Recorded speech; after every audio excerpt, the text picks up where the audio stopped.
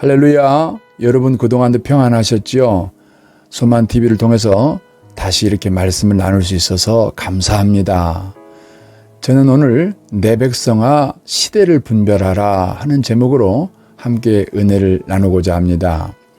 제가 요즘 밤에 기도하면서 성령님이 강하게 제게 지시하신 바로 설교의 방향이 내 백성에게 시대를 분별하게 하라, 시대를 분별하도록 가르치라는 그런 명령입니다. 이래서 제가 설교 방향을 이 방향에 맞추고 이번 주부터 설교를 좀 하려고 하고 있습니다. 우선 마태복음 24장 32절 이하를 가서 읽어보면 무화과 나무의 비유를 배우라. 그 가지가 연하여지고 잎사귀를 내면 여름이 가까운 줄을 아나니 이와 같이 너희도 이 모든 일을 보거든 인자가 가까이 문 앞에 이른 줄 알라. 이 말씀은 우리에게 시대를 분별하라 하는 말씀인 것입니다. 뿐만 아니라 마태복음 16장 2절 이하를 또 찾아가서 읽어보면 너희가 저녁에 하늘이 붉으면 날이 좋겠다 하고 아침에 하늘이 붉고 흐리면 오늘은 날이 굳겠다 하나니 너희가 날씨는 분별할 줄 알면서 시대의 표적은 분별할 수 없느냐라고 이렇게 질문을 하십니다. 날짜는 분별할 줄 알면서 날씨는 분별할 줄 알면서 시대의 표적은 분별할 수 없느냐고 하시는 이 주님의 질문에 대해서 우리가 대답을 할 수 있어야 됩니다. 하나님의 모든 말씀은 각 시대 각 사람에게 언제나 불변하시는 진리입니다. 그 하나님께서 우리들에게 시대를 분별하라고 하는 이 말씀은 다르게 로마서 13장 11절에서는 이렇게 표현되고 있습니다. 너희가 이 시기를 알거니와 자다가 깰 때가 벌써 되었으니 이는 이제 우리의 구원이 처음 믿을 때보다 가까웠음이라 이렇게 말씀하십니다. 그래서 우리가 어떻게 해야 돼요? 빌립보 2장 12절에서는 그러므로 내 사랑하는 자들아 너희가 나 있을 때뿐 아니라 더욱 지금 나 없을 때에도 항상 복종하여 두렵고 떨림으로 너희 구원을 이루라고 말씀하십니다. 자, 그렇기 때문에 이제부터 좀 말씀을 좀 더 깊이 진행을 해보도록 하겠습니다. 우선 이 시대를 분별하기 위해서는 먼저 좀 알아야 될 게 있습니다. 바로 우리가 하나님의 법을 범함으로 선악과를 범함으로 말입니다. 영과 혼과 육의 삼중 저주 상태에 있는 것이 인간의 실존적 모습입니다. 자, 이러한 우리를 구해 주시려고 우리 하나님께서 오시고 죽으시고 부활해서 이제 승천 후에 성령이 강림하셨죠? 이때부터 교회 시대가 시작이 된 겁니다. 교회 시대라는 말은 이 땅에 삼중 저주 가운데 있는 영혼들을 건져 구원하는 일을 위해서 세워진 것이 교회입니다. 그 일을 하라고 교회가 시작되었고 이 땅에 존재하게 된 것입니다. 그러나 이미 삼중 저주 가운데 있는 이 땅의 모든 인생들은 점점 그 타락의 깊이를 더해갑니다. 그래서 점점 주님의 가장 싫어한 모습으로 타락을 심화가 돼가고 있는 거죠. 이러면서 대환란 상태로 지금 진입을 하고 있는 것입니다. 그래서 이 시대를 좀 알기 위해서는 창세기 18장에 보니까 특별히 20절 이하에서는 이렇게 말씀하시는 부분이 있어요. 여호와께서 또 이르시되 소돔과 고모라에 대한 부르짖음이 크고 그 죄악이 심히 무거우니 내가 이제 내려가서 그 모든 행한 것이 과연 내게 들린 부르짖음과 같은지 그렇지 않은지 내가 보고 알려 하노라 라고 천사를 보내시는 거 여러분 아시죠? 그런데 소돔 땅에 천사가 들어갔을 때 어떤 일이 있었습니까? 그 지역에 그 동네에 남자들이 떼거리로 몰려와서 동성연애를 하겠다고 거기 찾아온 낯선 사람을 내놓으라고 하는 아우성을 치는 아주 그런 상황을 여러분 아실 것입니다. 이게 바로 소돔에 있었던 상황이 어떤 얘기냐?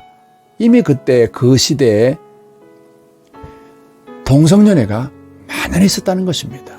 그래서 이거를 연결해서 누가복음 17장 26절에서는 노아의 때에 된 것과 같이 인자의 때에도 그러하리라. 주님이 오실 때가 가까워지게 되면은 가장 두드러진 주님의 임재의 증상이 주님이 오실 것을 우리가 알아볼 수 있는 증상이 시대를 분별할 수 있는 그 어떤 바로미터가 뭔가 그러면은 이 시대가 동성연애가 만연하는 시대가 될 것이라는 것입니다. 그게 바로 노아의 시대와 같은 현상이에요. 자, 그래서요, 우리가 이런 현상들이 어떻게 일어나고 있는지를 좀 세계를 돌아보면서 눈을 들어보면서 볼 수 있어야 됩니다. 우선요, 세계 최대 동성애 축제가 이스라엘의 텔아비브에서 열린다는 거 여러분 아세요? 참 여러분 아이러니죠. 이스라엘이 어떤 나라예요? 하나님이 선택해서 세운 나라입니다.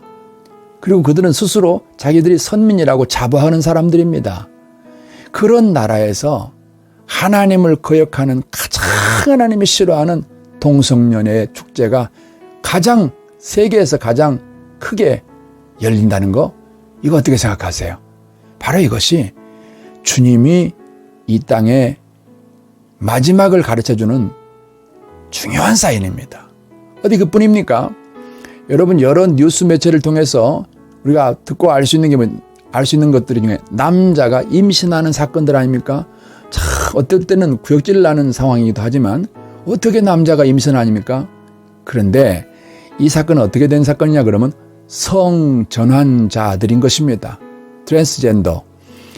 여성이었던 사람이 남자가 된 거지요. 그러니까 남성으로 성전환을 했을지라도 임신이 가능하게 되는 것이죠. 바로 이래가지고 겉모습은 남성인데 성전환을 했기 때문에 임신이 된 거예요. 이 뉴스를 볼 때마다 여러분 어떤 생각을 하셔야 되느냐? 이제 정말 노아의 때와 같은 시대가 되었구나. 그 말은 주님이 이 땅을 이제 심판할 때가 되었구나. 이제 대환란이 시작이 되고 있구나. 진입하고 있구나. 이렇게 아셔야 됩니다.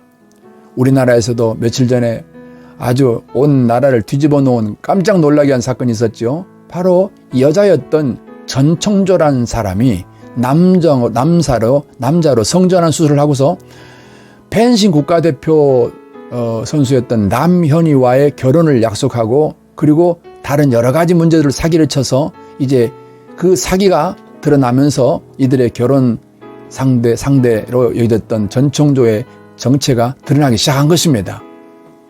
자, 그 뒤에 얘기를 들어보면은 이제 남현희 씨가 전청조가 여자였다는 사실을 나중에 알게 됐다고 합니다. 그러면은 여자끼리 결혼을 하겠다는 건데 참 어떻게 이런 일이 있을 수 있는지 말입니다. 어디 그뿐입니까? 사람이 사람이기를 거부하는 마지막 시대의 모습들이 여러 개 나옵니다. 바로 친부가 친딸을 성폭행하는 사건, 그리고 친족 간 이루어지는 성폭행 사건들입니다. 이건 마지막이라고밖에 달리 설명할 길이 없습니다. 동물들도 안 그런단 말입니다.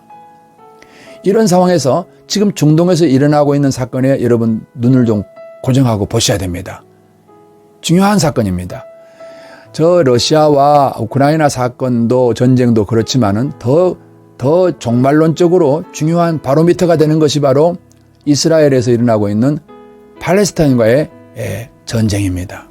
국가 간 전쟁은 아닙니다만은 이미 이스라엘이 전쟁을 선포했습니다. 그랬더니 주변의 나라들이 몽땅 들고 일어나지요. 그래서 이스라엘과 전쟁을 하겠다고 지금 들고 일어나고 있는 중입니다. 대표적으로 먼저 시리아권에 있는 이라크, 이란 이런 나라들이 대표적으로 일어나고 있고 그 이어서 이제 이스라엘을 공격하겠다고 하는 얘기들을 하고 있는 거죠. 준비를 이미 하고 있다는 것입니다. 이렇게 이스라엘을 에워싸는 일이 벌어지고 있잖아요. 그런데 이 말씀이 여기 관련해서 스가랴서 12장 1절 이하에서는 이런 말씀이 있습니다. 보라, 내가 예루살렘으로 그 사면 모든 민족에게 취하게 하는 잔이 되게 할 것이라. 예루살렘이 에워싸일 때에 유다에까지 이르리라 하고 말씀을 하세요. 그리고 누가복음 신약성경 누가복음 21장 20절 이하에서도 너희가 예루살렘이 군대들에게 에워싸이는 것을 보거든 그 멸망이 가까운 줄을 알라고 말씀하십니다. 여러분 지금 우리가 이런 말씀을 들을 때 주님이 시대를 왜 분별하라고 하셨는지 이번 설교 제목을 여러분 떠올려 보십시오. 지금 여러분 세상에 취해 살 때가 아닙니다. 지금 시대를 분별할 줄 알아야 되고요. 자기 자신을 잘 준비시켜서 주님 만날 준비를 해야 되는 시기가 왔다는 것입니다. 지금 이스라엘 주변을 뺑 둘러싸고 있는 이 나라들에 의해서 전쟁이 일어나게 됐을 때 일어날 일을 스가랴 14장 12절에서 이렇게 말씀하세요. 그들이 서 있을 때에 그들의 살이 녹아 없어질 것이요 그들의 눈이 그 구멍 속에서 녹아 없어질 것이며 그들의 혀가 그 입에서 녹아 없어질 것이라. 전쟁에 바로 핵이 터져서 사람들에게 미치는 이런 놀라운 무서운 결과라고 그렇게 보여질 수가 있는 얘기입니다. 이 전쟁이 지금 일어나고 있는 전쟁이 보통 우리가 그냥 넘겨서는 안 될 전쟁이라는 것입니다. 그러나 이것이 끝이 아닙니다. 끝은 아닐 것 같습니다. 여러 경로를 볼 때 나라와 나라가 전쟁을 하지만 그 끝은 아직 아니라는 말씀처럼 이제 전쟁의 서막입니다. 종말을 온 세계에 알리는 그런 큰 종소리가 울렸다 하고 보시면 됩니다. 자, 그러면 결론적으로 이러한 시대적인 어떤 상황에서 제일 위험한 사람들이 두 종류의 사람이 있습니다. 첫째가 마태복음 24장 19절부터 21절까지 읽어가다 보면은 그날에는 아이벤 자들과 젖 먹이는 자들에게 화가 있으리로다 하시는 부분입니다. 여기서 아이벤 자들이라는 것은 여자분들이 임신하는 것이 나쁘다. 임신하면 이제 위험하다. 그렇게 이해하면 안 됩니다. 바로 이것은 롯의 철을 연결해 보면은 금방 할 수 있습니다. 롯의 철을 생각하라 하는 말씀 하잖아요. 롯의 철 어떤 사람입니까? 이제 자기가 살던 땅이 불과 유황으로 망합니다. 그래서 하나님께서 그들을 살리고자 그들을 대피시키잖아요. 갈 때 뒤돌아보지 말라고 말합니다. 그러나 롯의 처가 뒤를 돌아본 거로 그런 소금 기둥이 돼버린 사건이 있지 않습니까? 바로 이것이 아이벤 자의 모습이에요. 뭐예요? 우리가 하나님의 말씀은 관심이 없고 하나님의 일에는 관심이 없고 예배와 기도와 선교적 자세는 멀리하면서 오로지 돈 더 많이 벌기 위해서 여기저기 땅 사고 집 짓고 투자하고 모아놓고 바로 이렇게 하다 보니까 세상 줄을 끊지를 못하는 것입니다. 이게 아이벤 자의 모습이에요. 이러니까 세상에 벌려놓은 게 많으니까 점점 하나님과는 멀어지게 됩니다. 그것 때문에 예배가 방해받지 않습니까? 기도가 방해받지 않습니까? 영적인 일이 방해받지 않습니까? 이게 아이벤 자들이 그래서 위험하다는 겁니다. 또 한 부류가 있죠. 젖 먹이는 자들. 이걸 이렇게 읽으셔야 됩니다. 젖 먹이는 자들이 아니라 젖 먹는 신앙을 말하는 것입니다. 젖을 먹는 신앙, 어린 신앙이라는 것이죠. 신부는 사람인데 어린아이니까 사람인데 아직 수준은 어린아이인 거예요. 신부는 사람입니다. 갓 태어났어도 사람입니다. 두세 살 먹어도 사람입니다. 그러나 그들의 수준은 아직 어린아이죠. 마찬가지로 하나님의 자녀로 태어났습니다. 신부는 하나님의 자녀입니다. 그러나 신앙적 수준은 어린아이들, 이런 사람들, 성장하지 못한 사람들, 성숙하지 못한 어린아이 신앙을 가진 사람들이 제일 위험한 것입니다. 어떻게 해야 되겠습니까, 여러분? 자다가 깰 때가 되었으니 라고 하는 말씀을 기억하십시오. 자다가 깬다는 말은요, 밤에 잠을 자지 말라는 말이 아닙니다. 우리의 우선순위를 하나님께 두라는 것입니다. 의식을 하나님께 두라는 말씀인 것입니다. 그러할 때가 지금 되었다는 거예요. 지금 여러분 자세를 고쳐 앉아야 됩니다. 허리띠를 조아야 됩니다. 그리고 주를 향하여 바로 가야 됩니다.